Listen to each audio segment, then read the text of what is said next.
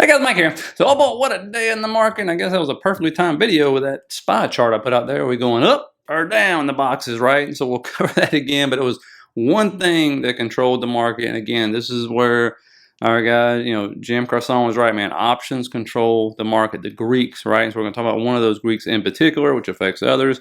But we'll talk about that because that's what really drove this down today. And we did break through, again, we go through levels, right?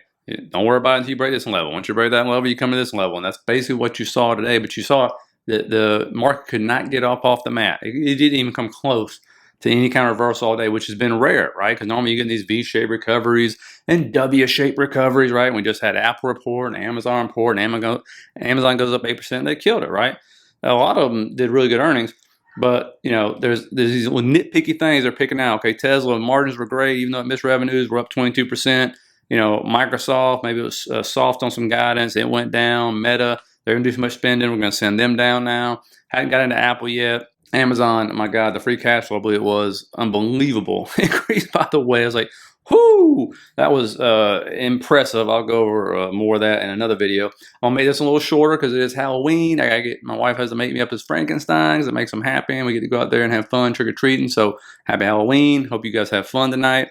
But getting into this, I'm going to read this right off my morning little news brief about the data. Remember, they use data to push the market down. They want to push it down or push it up, okay? Because the data came in better than expected, or as is, right? Core PCE came in as expected at 0.3%. Unemployment claims came in lower than expected at 216K. Personal income month over month, here we go, as expected. And guess what? We are still spending. Came in at 0.5% versus 0.4%. But we'll get into the 10-year yield because that's a whole different problem, okay? This is the chart I showed you yesterday. Are we coming up here? Or are we coming down here, right? Not asking for a crash or anything else, okay? And so, of course, what do? Well, we came down, all right? We came down to another different shaded area, okay? And so now we got to look at this and say, okay, is enough enough? That's the big question, right? Because you see the little shaded bars, we ain't reached the bottom of it yet, all right? I'm going to get into what caused this and why I say, have we reached it or not, right? Have the dealers got enough flesh at this point in time? And no pun intended, it being Halloween. I'm not trying to make it scary. But again, I said this will act as support because we sat there and consolidated for a while in there, and then we moved up. If we cut through here, that's a whole different ball game. Then it's looking really ugly, okay? But the question is, do we maintain into that, okay? And I'm going to keep this little shade area here. We are at a certain level, 57.04-ish right here. I think we bottomed like 57.02 today maybe. But right now the futures aren't really moving, even on Apple and Amazon's report, which is kind of interesting. Of course, Asian markets are not open. But what really pinned us down and kept pushing us down was this right here.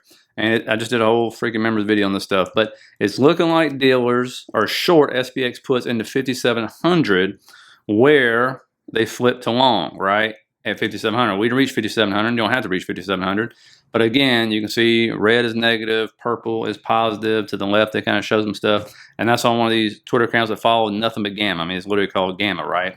And so that just shoved the market down. That's why I just couldn't get off the mat. Now, what's funny is, on SPY, look at our weekly range. I have not moved this box for the weekly range. Just like IWM, hit it to the pennies at the top.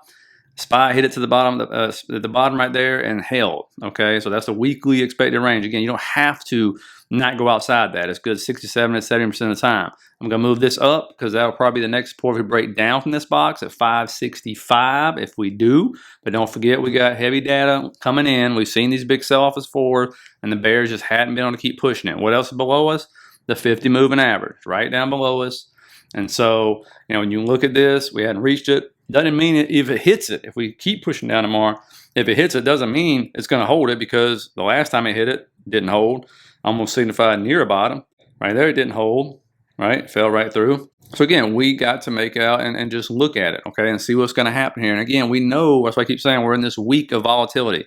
Leading up to the election, man, the VIX usually goes crazy. And so you got to be careful. It was up today. That's what causes it. Look at QQQ. It's not quite hit the bottom of the weekly expected range, but boy, it's like right there. I mean, like really right there. And the 50s right below this. Now, what does this do if we continue to sell down? Or this is a sell-off, right? This puts us down, I don't know, 3.5%, 4% on the Qs. And guess what? It could possibly, most likely, set up a better year-end rally if we have one of those. Right now, of course, that's going to depend on the flows and everything else and all that good stuff. But that's where it is right now. That's what I'm thinking about. You know how I feel about it. I've been very open about this. Now, again, IWM hit the top of its weekly range, rocketed right off. Now we're right almost dead in the middle of the range, falling below the 50, closing below the 50. And of course, what's causing this problem? We talked about this yesterday, the 10-year yield. Okay, it just won't die. This thing right here, it was red in the morning. IWM was up almost 0.5%. Bam, it flipped over. And then IWM went red like everything else. And so understand, I'm going to get rid of this moving average right here. If the two scenarios here, we're right up in this wedge, right? We're right up at a resistance level. If we break above right here, 4.47% right there is the target. And of course, an IWM isn't going to like that, most likely, okay? And if you're holding IWM, most likely if you've seen, I'll show you the chart, you're going to be in a saddy face, okay? Now, if it finally breaks, gives us some kind of reprieve here, you'll be smiling, okay? Especially if you're in triple leverage ETFs, all right? And so we'll see, or at least it just goes sideways. It doesn't even have to drop, just go sideways, but it keeps raging up, right? Telling us something. Now, a couple stocks here, Tesla came down to that 250. It's held right around there. We're going to see if this is it. The trend line is right below it. It did not cut all the way through this fair value gap, that daily fair value gap to the left, which is a good thing. It would have sliced right through it. No reprieve, no reaction. That would have been bad, okay? But it didn't do that. And again, this is, you know, one of those times nobody can predict what's going to happen here.